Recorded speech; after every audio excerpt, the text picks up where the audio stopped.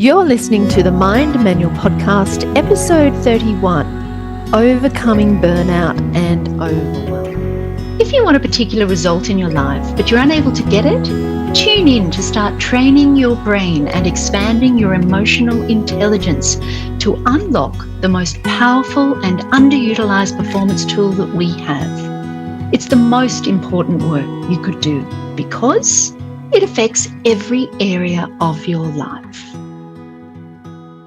Hello to all the little busy bees out there. For those who have buzzed themselves into burnout, this one's for you.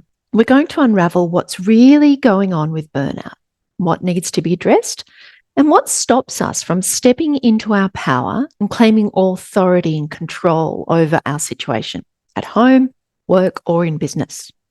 But firstly, let's look at a few ways burnout has been defined or understood by some of the authorities out there.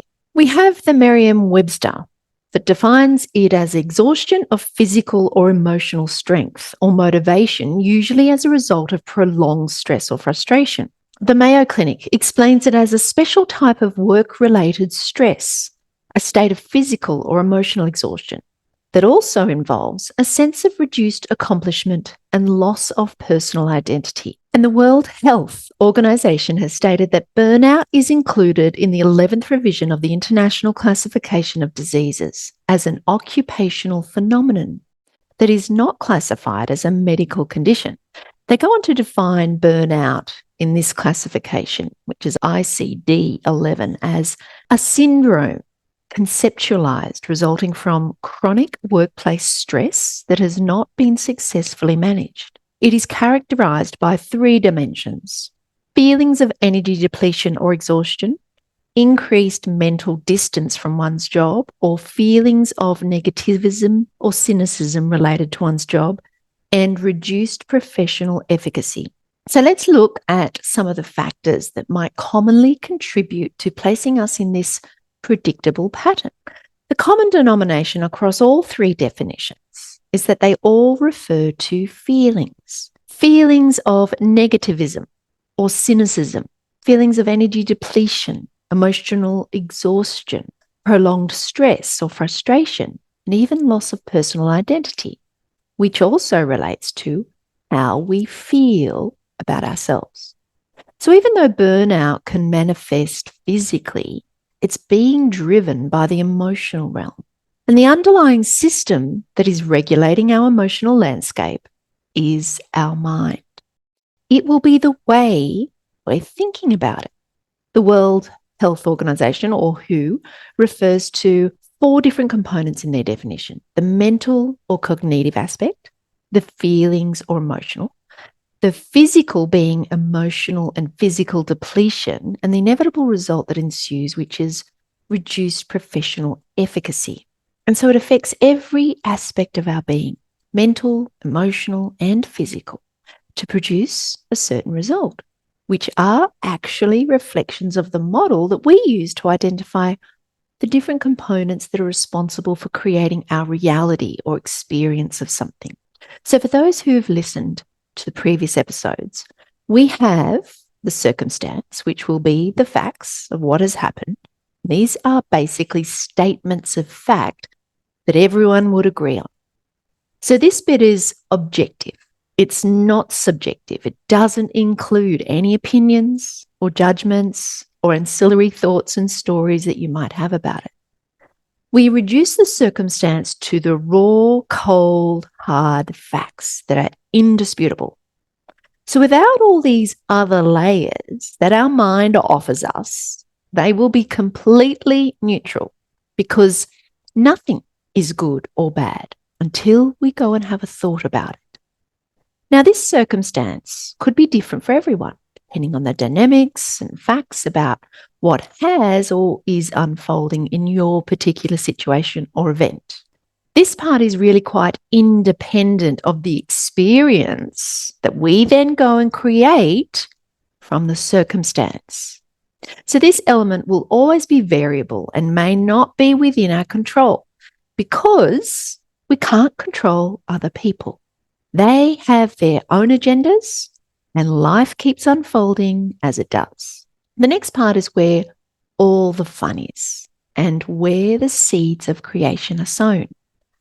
Now, the WHO definition referred to this component as increased mental distance from one's job, and then they go on to elaborate on the feelings of negativism or cynicism related to one's job. To summarize that sentence in one word, as it relates to the model that we use, it's essentially the type of thoughts we are having, which are all completely within our control and of our creation, that is then creating the feelings of negativism or cynicism. So when we can only see something one way and it's rooted in rejection and resistance, I describe it as being stuck in a contracting mindset. We think we're just conveying the facts, but we're not. That's the first line of the model, the circumstance, which is neutral. What we're conveying are our thoughts about it. If you write it all down, you will see all the judgments and opinions that you have about the facts. And you'll most likely be able to make a melodrama out of it all. But because we think they are facts, we can't see that it could be described any other way. And given that most circumstances are outside of our control, we then feel helpless and at the effect of it all. This is the most common illusion we get trapped in thinking our thoughts are real, in seeing them as circumstances. So we go and stamp them in concrete, which can never be changed. It's like they're set in stone, and that's just the way the world is, full stop. As soon as we can identify them as thoughts and understand that all thoughts are optional, we can start to play around with them in seeing how something could be for us instead of against us, in choosing a thought that could empower us to take a different action, in choosing a thought that will create a different feeling that takes us out of frustration, out of the feeling of helplessness and powerlessness to change the directory of how we would want it to be. Now, if the sky was the limit and we didn't hold ourselves back with our thinking, then we could look at the situation with an expanding mindset, in looking at all the ways we could be thinking about it and aligning it with how we want to feel and being fueled by that energy to do it all very differently compared with how we've been doing it. Going back to the model, we know that our thoughts are what creates the emotions we feel throughout our body. We call this the F line in the model, which stands for our feelings. The energy that we derive from our emotions that we feel as a physical sensation or vibration in the body is what fuels us into taking a specific action. So going back to the WHO definition, this is another component they identified. They described this dimension as feelings of energy depletion or exhaustion. Typically, we associate feeling exhausted and depleted with physical exertion, in being on the run and exerting ourselves in all the physical activity. But unless you're a very busy labourer, working with hauling heavy equipment or material, running here, there and everywhere without a break, this will unlikely be the cause of your exhaustion. For most of us, we're busy tapping on a computer, pushing a pen around paper, or just chatting away. What is really exhausting and depleting us is the negative energy from a negative emotion that is being generated by a negative thought. Think about what it feels like to be angry, overwhelmed, or frustrated and resentful, and try and stay with that energy from those emotions for most of the day. You will come away feeling depleted. These emotional states suck the life out of us, and they're being created by our thoughts. Those negative and cynical thoughts that we're spinning on is what is creating these energy depleting emotions, which is exhausting. And then when we feel exhausted, resentful, and helpless, it results in reduced professional efficacy, which was another element of the WHO definition. As it relates to the model, it's the A line or the action line. And it's this component that produces our results, which we describe as the R line in the model. with all of it originating in thought. So let's look through some of the ways this pattern will show itself in different situations or circumstances. Some people I've been recently coaching have struggled with the need to make hard decisions. For example, in sacking someone or dealing with dysfunctional workplace dynamics that need to be addressed, or generally just not taking control of the things they can control, in not being their own advocate when it comes to addressing extremes of activity such as working around the clock or on weekends, or not having control over the resources you need to do your work or troubleshoot through something. What happens is they don't end up dealing with any of it because they're wanting to avoid the uncomfortable feelings that go along with it. So when you work with the model and go back to the thing that creates our feelings, it will be our thoughts, of course. So this is what we need to explore. We need to write down all the thoughts, all the stories, your beliefs, and everything you're making it mean if you were to go and do the thing by taking the necessary action that will produce the result that you need. We need to empty our mind out onto a sheet of paper and rigorously examine all of it. We need to test it and challenge it because somewhere in there will be a thought error. There will be a lie or there will be a belief about something that is holding you back from stepping into your power and setting things up so that you can win at this game without having to grind your way there. This is what we do in the coaching process. We go and identify the sneaky, poisonous thoughts that are creating those awful feelings that you're trying to avoid. Once you become aware of them, which takes a bit because most of our thoughts are subconscious, then we go in and deal with them.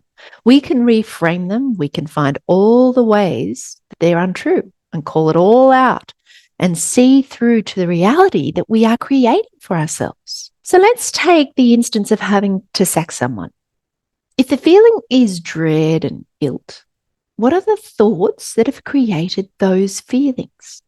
And it may be something like, I'm responsible for placing this family in a difficult position that's going to compromise them in ways I really don't want to put them through, which is going to lead to the feelings of dread and guilt. But let's look at this to test if that is really true.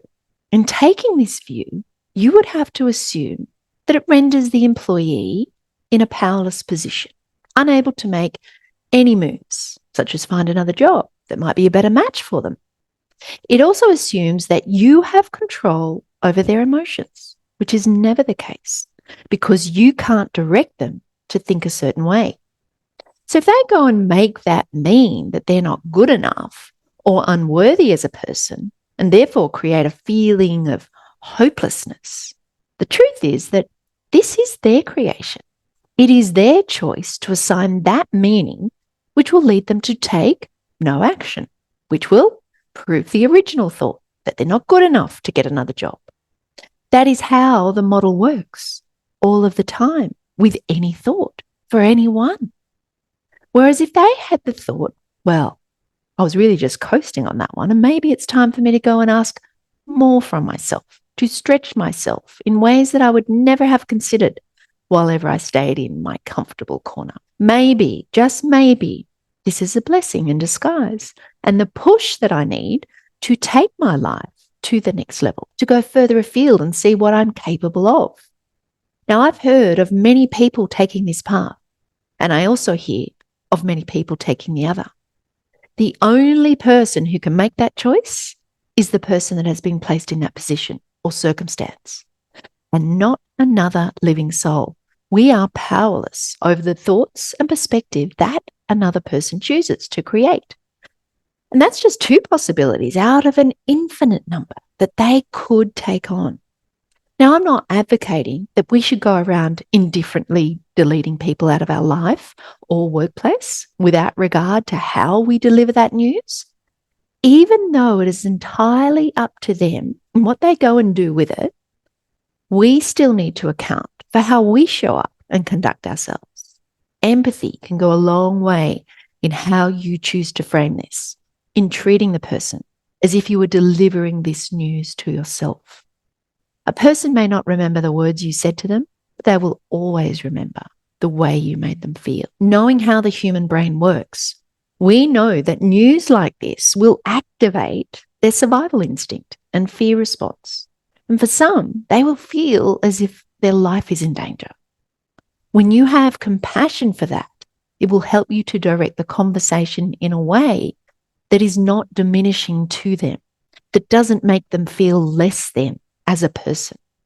By delineating the tasks and work performed from the identity of the person and their intrinsic value as a human, it will be more accurate to discuss the needs of the business versus their skill set or current performance, in it not being a match for what is required or whatever reason that you need to let them go for. If you have followed a process of helping to elevate them where you need them to be and it hasn't worked, then the business may not be able to support that position. If you then need to go and create or recruit another person to fulfill all the other needs that that role demands. And if you as a manager are responsible for meeting the demands of the business, then you are also required to do your job and whatever is needed to ensure the business is able to service its customers and carry out its obligations. That part is not personal. The bit that's personal is how you communicate that in a way that doesn't infer they are less than or not good enough as a person. You can love them and support them all the way through the process of letting them go, knowing that where they take their life, their next work choice or career path is entirely theirs to go and create.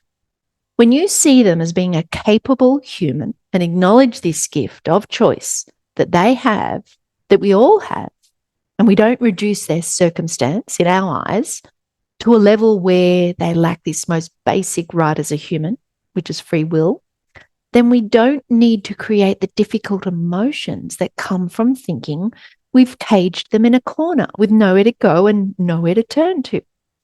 Letting them go doesn't require you to turn your back on them or destroy them.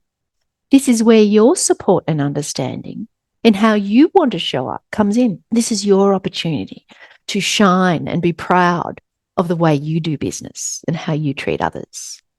When you come from this place and get to feel good with how you show up, and the other gets to decide how they show up, of which you are not accountable for. You are not responsible for their thoughts, their feelings, or actions, and therefore results in their life. And the same applies to ourselves.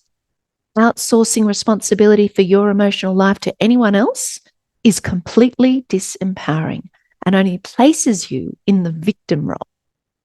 We don't want to set it up like that for ourselves or anyone else.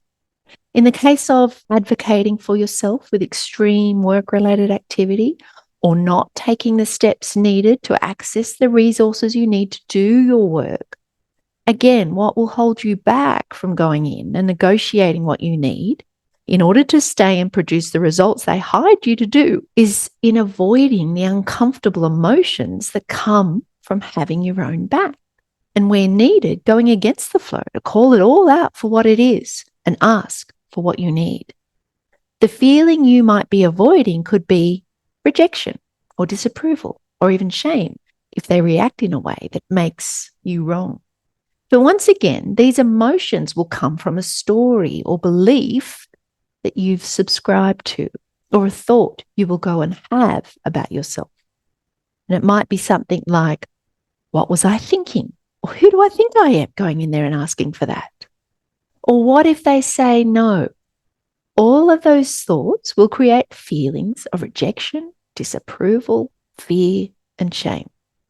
And what if they did reject you and say no? What will you go and make that mean? That you mustn't be worth it or good enough as a person? All of this is optional. We get to choose using the gift of free choice to assign any meaning we want to anything. I could choose to make it mean that the boss must be having a bad day and doesn't want to deal with this right now. Or I could choose to think, I just haven't sold this in the right way. I need to go and show them the value I could bring if I had the use of these resources. There are 1,000 optional thoughts and meanings that I could choose to assign as a meaning that doesn't disempower me. But what happens is we get hung up on just one meaning, and it will usually be the thought that our primal brain has offered to us in order to keep us in the cave where it's safe, where it's comfortable and familiar. We end up believing that thought as if it's a fact. There's nothing we can do about it. Meanwhile, our performance at work is being limited, and I'm making it mean that I just must be hopeless and just mustn't be up to the job. Whenever there's an obstacle or challenge to resolve, we usually think that something's gone wrong. Instead of seeing the opportunity for growth and evolvement, for those who have their own business, you are not the business. Assess what the business needs. Use the resources around you. Delegate and negotiate where needed to produce the result you need. If you're an employee, think like a business owner and go through the same process, except in this case, if you don't have the powers of delegation or authority to activate any further resources, present a case for the value that you could bring to the business if they were to accept the proposition you put to them. No good business owner is going to say no to an arrangement that will bring them more value, whether that be in cost savings or revenue growth. And it shouldn't matter where it comes from, the boy on the street or the factory floor worker. He who has the best idea that brings the most value, as far as I'm concerned, wins at the end of the day. That is, of course, unless ego or ulterior motives gets in the way, which is definitely out there in bucket loads. But all of that has absolutely nothing to do with you and everything to do with what is going on for them. I could keep going on and on, but I'm mindful not to go too far over time. But if you want to dive a bit deeper into this work, I have a free 5-day workshop on unraveling stress, anxiety, and burnout that you can register for by going over to themindmanual.com. I'd love for you to join me there. Take care and bye for now. If you enjoyed listening to this podcast, you have to come and check out Mind Scholars. It's my monthly coaching membership where we take all of this work to a much deeper level. We study it and then apply it to the everyday in every way. So if you want to take your life to a whole new level, join me in Mind Scholars over at themindmanual.com/join. I look forward to seeing you there.